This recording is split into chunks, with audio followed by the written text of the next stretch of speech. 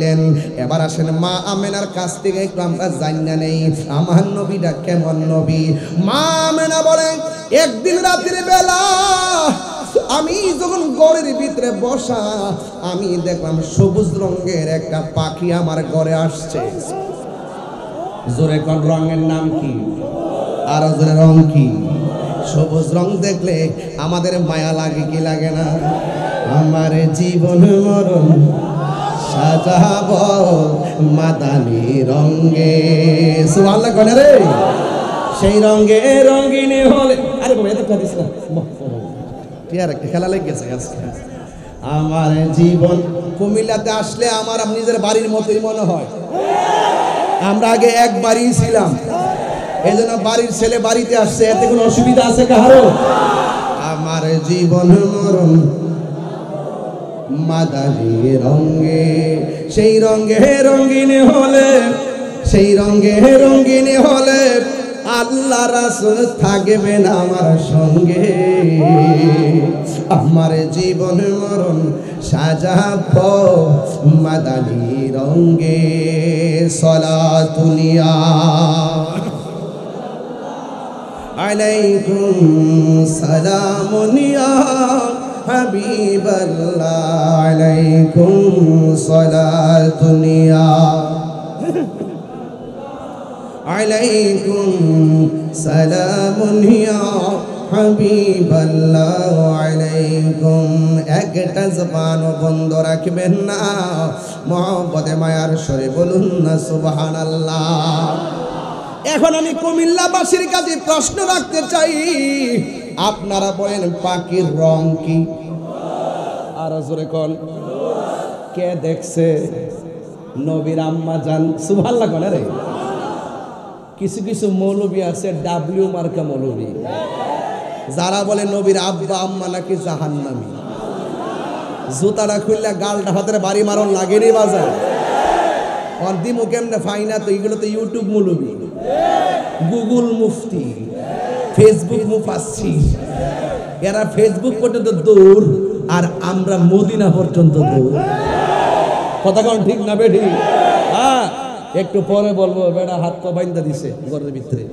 কে জোরে কোন কে দেখেছে? মা আমেনা বলেন ঘরের ভিতরে আমি একা,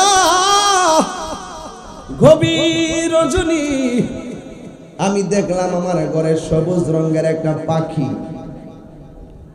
আমাদের কুমিল্লাতে পাখি আছে না নাই? ডানা কয়টা? পাখি শোনে যামর মনের বাজনা। সুবহানাল্লাহ করে চলে না। আমাদের কুমিল্লার পাখির ডানা কয়টা? এই পাখিগুলো হলো গাছের ডালের ডালে বসবাস করে। আর মা আমেনা বলেন আমি যে পাখিটা দেখলাম, এই পাখিটা গাছের ডালের পাখি না, এই পাখিটা জান্নাতের পাখি। আল্লাহু আকবার। হায় রে, কি ভাষায় বুঝাবো? দুনিয়ার পাখির ডানার মধ্যে ডানা হলো দুইটা। মা আমেনা বলেন আমি দেখলাম ডানা হলো একটা। ডানা কয়টা? কই আমি এক ডানা পাখি দেখা আমার মাঝে একটা চিন্তা এসে গেছে। কি দেখতেছি? জীবনে তো এমন পাখি দেখি নাই, এমন পাখি কেন আসছে? আবার আমি যখন পাখির একটা ডানা দেখলাম, আমি যখন পেরেশানি হয়ে গেলাম, ওই পাখির একটা ডানা দিয়া আমার গায়ের মধ্যে টাচ দিয়েছে। টাচটা দিতে দিই আমার মনটা ঠান্ডা হয়ে গেছে। এরপর আমি তাকে দেখলাম আমার গলার শুকনাকে ভিজানোর জন্য ওর থেকে দুইটা পেয়ালা পাঠাইছে। একটা পেয়ালার মধ্যে দুধ আর একটা পেয়ালার মধ্যে মধু। আমি দুধটা পান করলাম। যেই মাত্র আমি দুধটা পান করছি, কইরা যখন আমি ঘরের মধ্যে একলা একলা বসছি রে, ও দুনিয়ার মানুষ, কোনো মা যদি গর্ভবতী থাকে আর প্রেগনেন্সি হওয়ার প্রসবের যখন সময় হয়ে যায়, যদি ডানে বামে কেউ না থাকে বড় টেনশন লাগে কি লাগে না? আরে মা আমেনা তো সেই মা আমেনা, তিনি ডাক দিয়া কয়, আমার মাঝে রহমাতুল লিল আলামিন যা আসছে, অন্যান্য মহিলারা যেমনে ভার ভার অনুভব করে রে, আমি মা আমেনা যাররা পরিমাণ কোনো টের পাই নাই। ও আব্বুরে, ওয়াজের ভিতরে ঢুইকা গেছি, আর কথা বলিস না রে বাবা। কোন নবীর উম্মত আমি হইলাম? কেন কুমিল্লার মানুষ নবী নবী করে? কেন বুড়িচঙ্গের মানুষ নবী নবী করে? ব্রাহ্মণ পাড়ার মানুষ কেন নবী নবী করে? বরুড়ার মানুষ কেন নবী নবী করে? চান্দিনার মানুষ কেন নবী নবী করে? 14 গ্রামের মানুষ কেন নবী নবী করে? ক্যান্টনমেন্টের মানুষ কেন নবী নবী করে? দেবিদ্বারের মানুষ কেন নবী নবী করে? ও একটা মাত্র কারণ, কবরে যায়া দেখো নবী ছাড়া কেউ নাই। হাসর ওইটা দেখো নবী ছাড়া কোনো বান্ধব নাই। এই জন্য বাবা নবীর ছাড়া আমরা সুন্নির আর ভালো লাগে না। নামাজ পড়ছি কবুল হয়েছে কিনা আমি জানি না, রোজা রাখছি কবুল হয়েছে কিনা জানি না, হজ করছি কবুল হয়েছে কিনা জানি না, কিন্তু আমার নবীরে যে ভালোবাসি সে 1% সন্দেহ রাখি না। কথা বলেন ঠিক কিনা? ওই মা মেয়েরা বলে, আমি ঘরের ভিতরে একা একা একা, আমি থিঙ্কিং অ্যাবাউট মাই সেলফ, আমি আমার জীবন নিয়ে চিন্তা করছি। কি দেখতেছি, যেই দেখার ঘটনা কাউকে বলতে পারতেছি না। কি স্পর্শ পেয়েছি, যেই স্পর্শের কথা, আনন্দের কথা কাউকে শেয়ার করতে পারতেছি না। আমি দেখলাম এক ডানাওয়ালা পাখি আমার গায়ের মধ্যে টাচ করেছে। যেই মাত্র টাচ করেছি, হঠাৎ করে আমি দেখলাম আমার ডান পাশ দিয়ে একটা সুন্দর নারী দেখা যায়। আমি জিজ্ঞেস করলাম, কে গো? ভাই আমি জান্নাত থেকে এসেছি। সুবহানাল্লাহ কয় না গিল্লে গিরে বাবা? ভাই আমি আসি নাই, আমাকে আমার আল্লাহ পাঠাইছে। এখন প্রশ্ন হলো, বন্ধু গো, বন্ধু গো, বন্ধু, এবার আমার নবীর আম্মা জান বলতেছেন, আমি জিগাইলাম আপনি কেডা? কয় আমার চিনেন না গো মা, আমি হইলাম এমন একজন নারী, আমি হলাম আদম আলাইহিস সালামের স্ত্রী, আমার নাম হলো হযরত হাওয়া। ও পৃথিবীর মানুষ, গত কিছুদিন আগেও দেখলাম এই বাংলাদেশের মধ্যে সবচাইতে সুন্দর পুরুষ বলে কেডা? দেখলাম সুন্দর পুরুষ বলে কেডা? একেবারে কি কি কি হ্যাঁ, বলে সুন্দর পুরুষ, এমাদা ব্রুক ফ্লাগ করছে, মহিলার মতন বাচন ভঙ্গি, ট্রান্সজেন্ডারের মতন চলাফেরা। আরে বাবা, তুমি পুরুষ হইলে পুরুষের মতো থাকো। যে এই পুরুষটা নারীর সাজে সাজে, তাদের উপরে আসমানি গজব, আল্লাহর লানত। যেই নারীটা পুরুষের সাজে সাজে, তার উপরে আল্লাহর লানত। এখন হয়তো অনেক সুশীল ব্যক্তিরা আমারে বলবে, আমি নাকি সৃষ্টি নিয়ে কোনো ঘৃণা করি, আমি নাকি মানুষকে নিয়ে তিরস্কার করি। না না না, একবার তাকে দেখেন, যারে সুন্দর বানাইছে, বাংলাদেশের সেরা সুন্দর বানাইছে, এই যে একটা প্রদর্শন করলো, এটা মুসলমানদের দেশে শোভা পায় না। এই কথা কোন ঠিক কিনা বলেন? কি যে একটা গজব করছে আমি জানি না, এমন একটা গজব করছে আর কি মানুষ পাইছে না। যদি আমি দেখতাম একটা হাফেজে কোরআনকে সেরা মনে করে উপস্থাপন করতো, মন্ডারে বুঝ দিতাম। কথা কোন ঠিক কিনা বলেন? এই জন্য এই পৃথিবীর মধ্যে সবচাইতে সেরা সুন্দরী হলো একটা মহিলা, বিশ্ব সুন্দরী একটা নারী, যার নাম হলো মা হাওয়া। ডাক দিয়া বলে, ও মা, আমাকে আমার আল্লাহ পাঠাইছে। এবার মা হাওয়া দাঁড়ায় রয়েছে। মা আমেনা এখান থেকে ওয়াজ না ধরলে আমার পোলাপান গুলো ওয়াজ বুঝতো না, এই জন্য আমি গোড়াই থেকে ওয়াজটা ধরলাম রে বাবা। অনেক মা বোনরা হয়তো আমার ওয়াজ শুনতেছে। মা আমেনা বলে, আমি যখন দেখলাম মা হাওয়া দাঁড়ায় রয়েছে, আমি জিজ্ঞেস করলাম, কেন আপনি আমার ঘরে আসলেন? এবার তিনি ডাক দিয়া বলে, আমার আল্লাহ তো বলেছেন আপনার মাঝে নূর এসেছে। قد جاءكم من الله نور।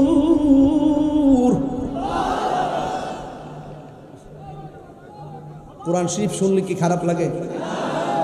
মাঝে মাঝে যে তেলাওয়াত করি, এইগুলো তারা কুট করবে না, কুট করে ওই যে বান্তি বান্তি কথাগুলো থানার মধ্যে উল্টা পাল্টা নিয়ে বোঝা, তাহির হিসাবে ট্যাগ দিয়ে তাহিরি এমুকের দালাল হেমুকের দালাল।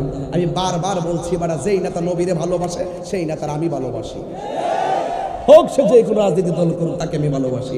যেই নেতার মধ্যে নবী নাই এই নেতার আমরা স্যান্ডেলও মনে করি না। হাত তুলে বলো ঠিক কিনা বলো।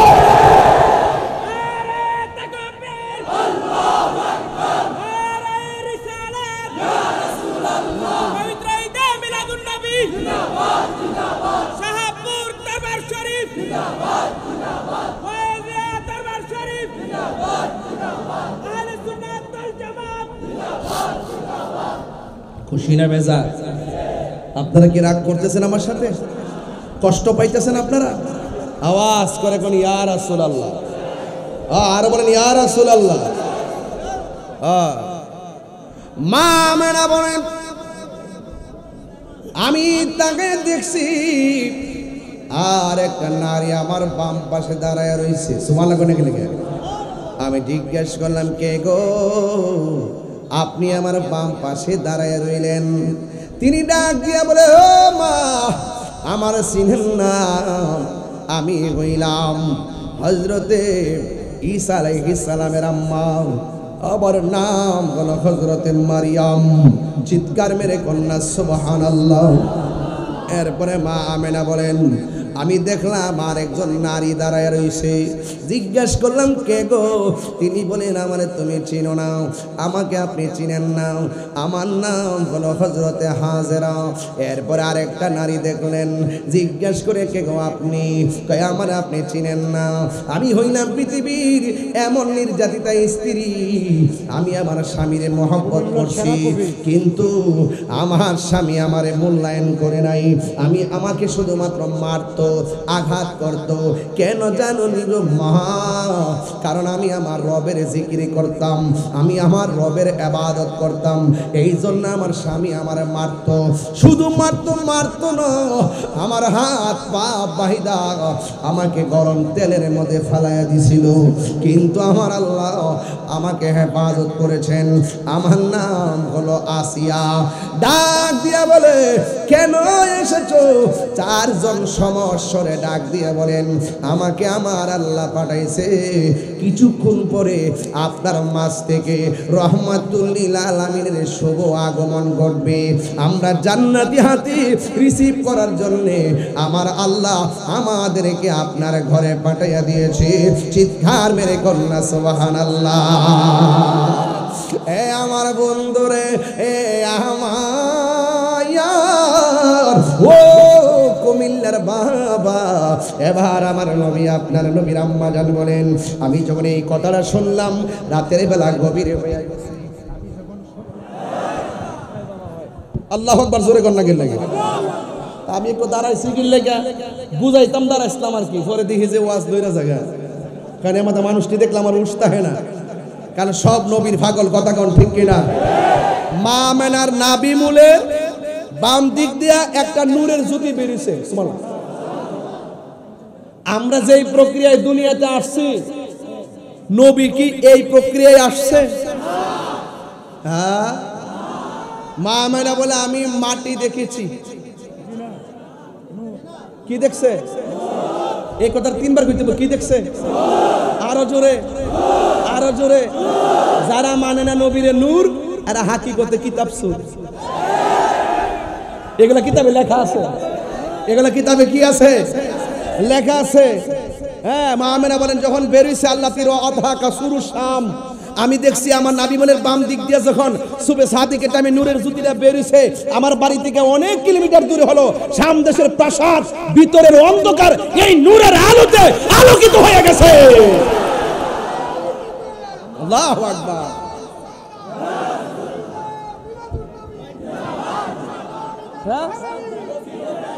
আল্লাহু আকবার জোরে কর।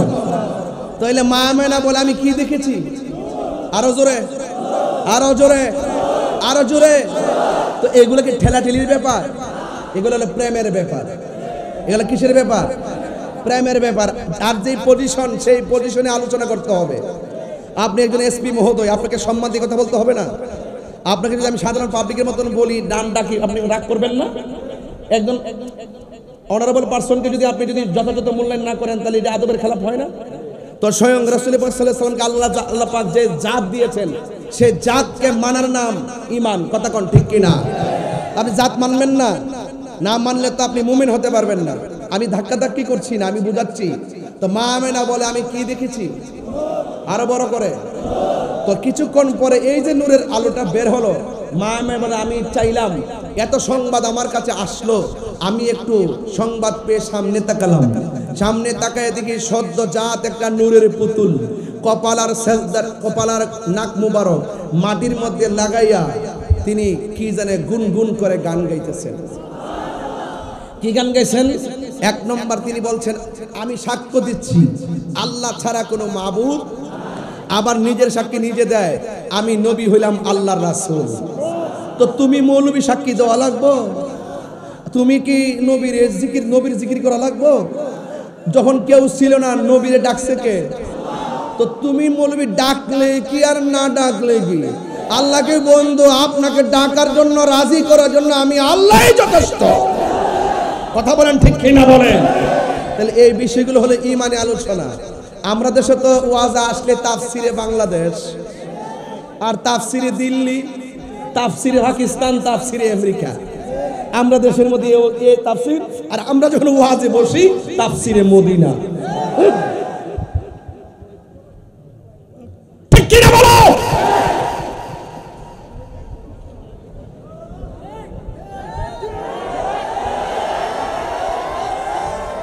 ওয়াজ মাহফিলকে ওয়াজ মাহফিলের মতো ব্যবহার করতে হবে। ওয়াজ মাহফিলটা পলিটিক্যাল কোন স্টেজ নয়। এই তাফসীরের মাহফিলগুলোকে আজকে বিনোদনে রূপান্তরিত করে দিয়েছে, মিথ্যার কারখানা বানিয়ে দিয়েছে। এই জন্য আজকে এখন হুজুরদেরকে দেখলে, ইসলামের কথা বললে তারা আমাদেরকে ট্যাগ লাগায় কথা বলে। অনেক মানুষ আমাদের কথা বিশ্বাস করতে চায় না।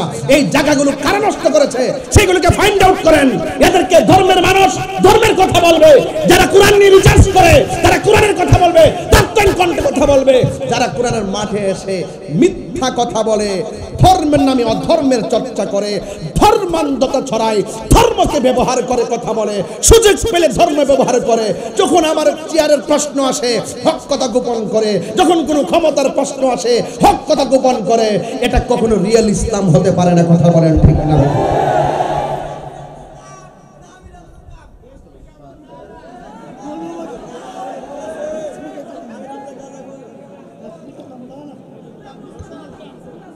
আচ্ছা বলুন তো, আমি কি কাহারও একটা নাম মেনশন করে আঘাত করেছি? আমি দলিলে যা আছে তা বলতেছি। যদি আপনার সন্দেহ হয় তাহলে আমার সাথে বসুন। ঠিক কিনা বলেন? আমি বলছি বাবা, দেশটা কি কাহারও একলা না সবার?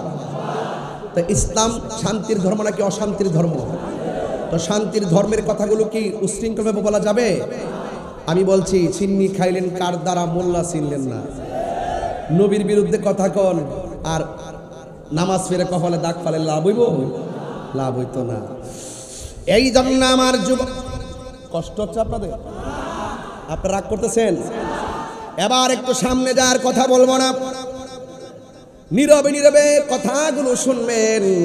আল্লাহ রাব্বুল আলামিন কোরআনে বলেছেন, ক্বাদ জাআকুম মিনাল্লাহি নূর ওয়া কিতাবুম মুবিন।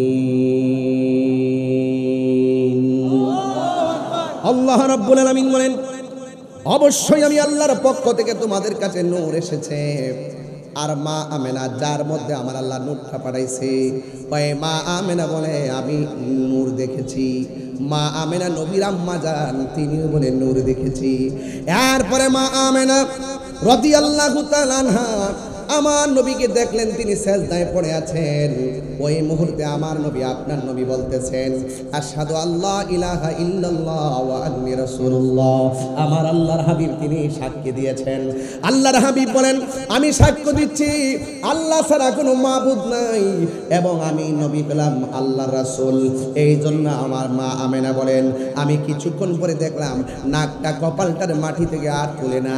নবীর ফুফু আম্মা ডাক দিয়া বলে, সুফিয়া ডাক দিয়া বলে, ও পৃথিবীর মানুষ, আমি যখন নবীর জবান মুবারকের কাছে আমার কানটা লাগাইলাম, কেন শাহপুর দরবার নবী নবী করে গো, কেন ফয়েজিয়া দরবার নবী নবী করে, কেন কুমিল্লার মানুষ নবী নবী করে, নবী ছাড়া কিছুই বুঝে না। ও পৃথিবীর মানুষ, সুফিয়া ডাক দিয়া কয়, নবীর ফুফু আম্মা বলেন, আমি দেখলাম নবী দুনিয়াতে আইসায় কপাল মুবারক করে, নাক মুবারক করে জমিনের মধ্যে লাগাইয়া উম্মতি উম্মতি বলে কাঁদতেছে। এ আপুরে, ও যুবক ভাইয়ারাম, আমার নবী আপনার নবী রহমাতুল লিল আলামিন যখন সেজদায় পড়ে আছে, আপনারা জবান খুলে বলেন, মায়ের ঘরে সন্তান জন্মগ্রহণ করলে, মার কোলে সন্তান নিলে মায়ের ব্যথা দূর হয়ে যায়।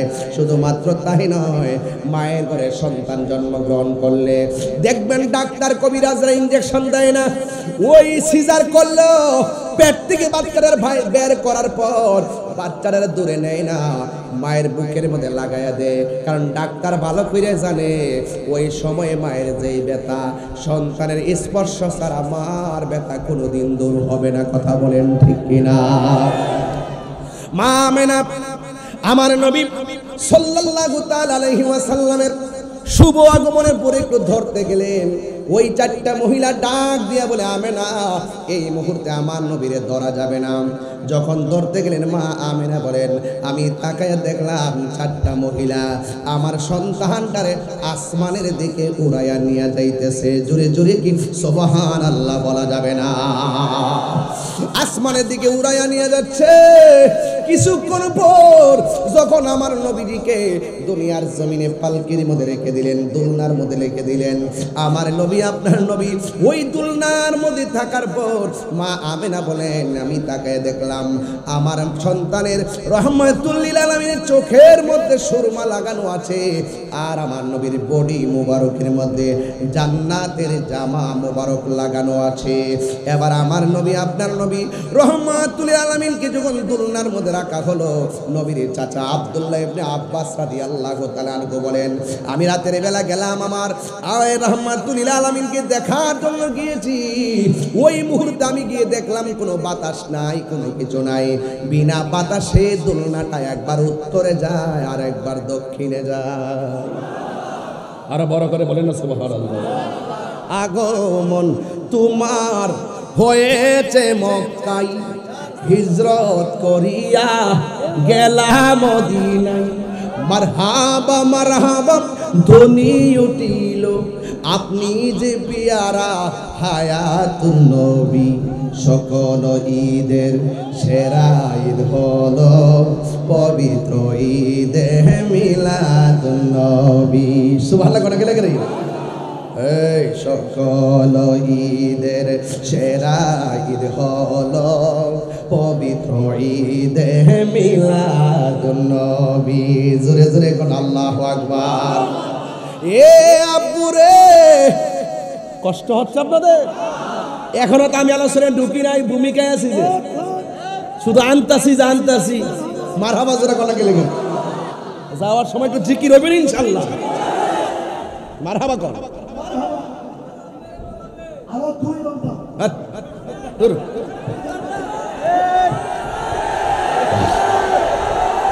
না না না, শুনেন, এগুলো করেন না তো, এগুলো জুলুম। সকল ঈদের সেরা ঈদ হলো পবিত্র ঈদে মিলাদুন নবী। সুবহানাল্লাহ জোরে গান। এ আপুরে, ও বাবা, কি ভাষায় ওয়াজ করব? আমার নবী আপনার নবী দুলনার মধ্যে একবার ডাইনে যায় বামে যায়, বাতাস বাতাস নাই। এরপরে একদিন আমার নবী যখন টুকিটাকি হাঁটে, ওই মুহূর্তে আব্দুল্লাহ ইবনে আব্বাস রাদিয়াল্লাহু তাআলা আনহু আমার নবীরে প্রশ্ন করেন, ইয়া রাসূলুল্লাহ, ইয়া হাবিবাল্লাহ, নবী গো, আপনি যখন ছোটবেলায় ছিলেন আপনার দোলনাটা বিনা বাতাসে লড়ছিল। এখন আমার প্রশ্ন হলো, মানুষ দেখি নাই, দোলনাটা লড়লো কিভাবে? আমার নবী ডাক দিয়ে কয়, ও চাচা, বাতাস নাই, কিছু নাই, কিন্তু আমার দোলনাটায় একজন ফেরেশতা লড়াইছে, যার নাম হলো হযরতে জিবরাইল আলাইহিস সালাম। এরপরে আমার নবী, আপনার নবীর দোলনাটা যখন উত্তরে যায়, আসমানের চাঁদও উত্তরে যায়। দোলনাটা যখন দক্ষিণে যায়, আসমানের চাঁদও দক্ষিণে যায়। আমার নবীর দোলনা লড়াইছে জিবরাইল, আর আমার নবীর খেলার সাথী বানাই দিছে আমার আল্লাহ আসমানের চাঁদকে। জোরে কন্যা সুবহানাল্লাহ। এখন প্রশ্ন হলো, আল্লাহ কয় নবী নূর, কথা কোন ঠিক কিনা? আল্লাহ কয় আমি নূর পাঠাইছি, মা আমেনাকে নূর দেখেছি। সুবহানাল্লাহ। খুব খেয়াল করেন, কিন্তু খুব খেয়াল করেন। আল্লাহ কয় নূর পাঠাইছি, মা আমেনাকে নূর দেখেছি। এখন আয়েশা সিদ্দিকা নবীর স্ত্রী, কথা কোন ঠিক কিনা? এখন তিনি কি বলে শুনেন, কয় আমি ঘরের মধ্যে সুই দিয়ে সেলাই করতেছি, হঠাৎ করে আমার হাতের সুইটা জমিনের মধ্যে পড়ে গেল। ঘরটা ছিল অনেক অন্ধকার, কোনোভাবেই আমি সুইটা খুঁজে পাই না গো। মা আমেনা বলে, মা হযরতে আয়েশা সিদ্দিকা বলেন, আমি অন্ধকারে সুইটা খুঁজে পাই না। আমি দেখলাম হঠাৎ করে রহমাতুল লিল আলামিন ঘরে ঢুকেছেন। আমার নবীর বডি মুবারকের নূরের আলোতে ঘরটা আলোকিত হয়ে গেছে, আর আমার হারানো সুইটা আমি সেকেন্ডে পেয়ে গেছি। আরো বড় করে আল্লাহু আকবার কোন। তারা আল্লাহ বলেন নূর পাঠাইছি, সুবহানাল্লাহ। মা আমেনা বলেন নূর দেখেছি। মা আমেনা, মা আয়েশা বলেন নূরের আলোতে সুই খুঁজে পেয়েছি, কথা কোন না? দেখেছি, পাঠাইছি, পেয়েছি। এখন আসেন নবী কি কয়, সুবহানাল্লাহ। আমার নবী, আপনার নবী বলেন, যখন কোনো কিছু বানাই নাই, তখন আমার আল্লাহ আমি নবীর নূর মুবারককে বানাইছি, নূর মুবারককে বানাইছে। এই জন্য আমার নবী নূরের ব্যাপারে আর কোনো সন্দেহ আছে?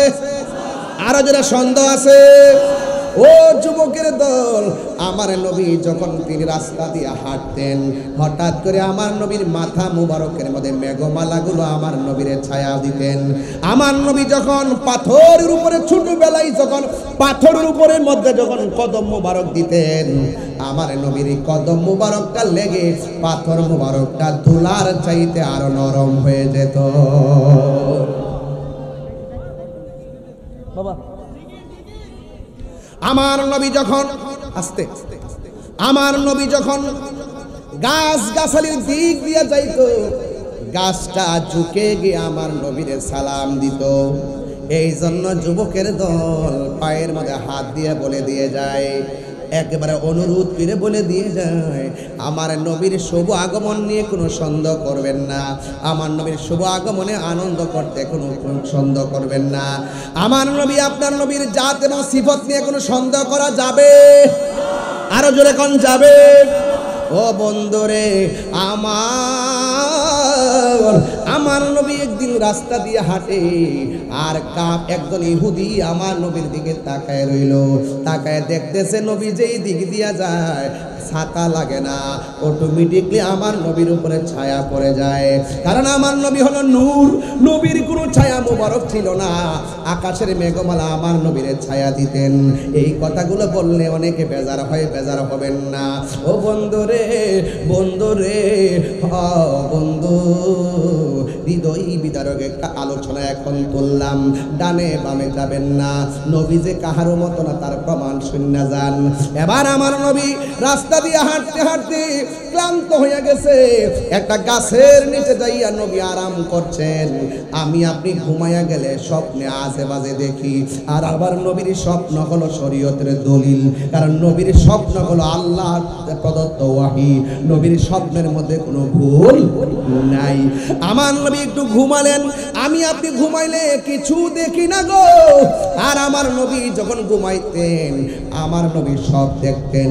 আমি আপনি ঘুমাইলে ওযু ভাঙ্গা যায়, আমার নবী ঘুমাইলে ওযু ভাঙতেন না। এর দ্বারাই প্রমাণ হয় নবী কাহারও মতো না, ঠিক কিনা? আমার নবী, আপনার নবী গাছতলার মধ্যে ঘুমাইছে। একটা ইহুদি তখন নবীরে যখন দেখছে মেঘমান ছায়া দেয়, সে মনে মনে ভাবতেছে এই সন্তান যদি বড় হয়, এই সন্তানের চেহারা এত সুন্দর, এই চেহারা দেখেই মানুষ মুসলমান হয়ে যাবে, আমাদের বাপ দাদার ধর্মের উপরে চুনকালি লাগবে। আর আমিও যখন কোনো মাহফিলে যাই, অনেক মানুষ হিংসা কইরা মাহফিল বন্ধ করার ষড়যন্ত্র করে, কথা কোন ঠিক কিনা? এরা মনে মনে ভাবে যদি তাহিরি আসে, হাজার হাজার মানুষ আসলে আমরা যে কিছু মানুষ বাড়া কইরা আনি, তাইলে ওই মাহফিলে মানুষগুলা যদি আইসা যায়, আমরা খাওয়ান বন্ধ হয়ে যাব। বন্ধ করে খেলা খেলো, তু মাঠ লাইন খেলো, ওই মাঠে তোমরা, এই মাঠে আমরা, ওইলে আমার বুঝাইয়া তোমরা মাঠে নো, নাইলে তোমরা বুঝছে আমরা মাঠে আসো, ঠিক কিনা? মনে ধাক্কা ধাক্কি দরকার আছে? ওইলে আমার বুঝাই আপনাদের তোলেন নেন, ওই মাঠে আপনি, এই মাঠে আমি, হয়তো আমাকে বুঝাই ওই মাঠে নেন, নাইলে আপনি বুঝে আমার এই মাঠে আসেন। যখন আপনি আমাকে বুঝাতে পারবেন আর আমি আপনাকে বুঝাতে পারবো, তখন আমরা আর কুমিল্লার মাঠে থাকবো না, আমরা সরোয়ার্দী ময়দানে চলে যাবো। এর চাইতে সুন্দর কথা আছে? এখনো ঠেলাঠেলি করো, এখনো ঠেলাঠেলি করো। এবার উলামায়ে কেরামদেরকে সুন্দর সুযোগ ছিল, যদি উলামায়ে কেরামদের মিলেমিশে থাকতে পারতো, তাইলে এই বাংলাদেশের ভিতরে উলামায়ে কেরাম একটা সাইডে রাজ করতে পারতো, কথা কোন ঠিক কিনা? এই হিংসা হিংসির কারণে, ঠেলাঠেলির কারণে আউতি চাউতি কুছ নেই পাউতি।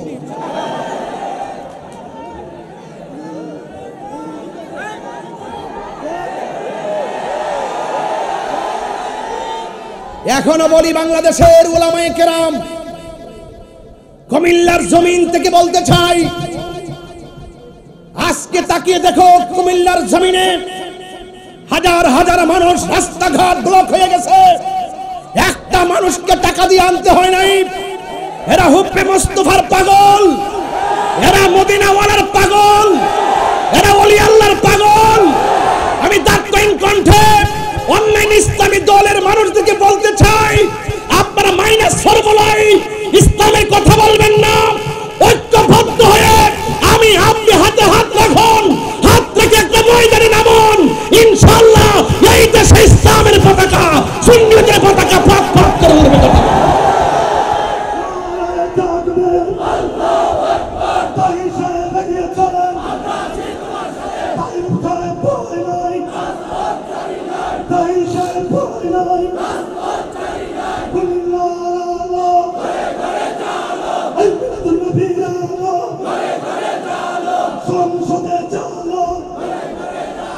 মিলাদুন নবী আলো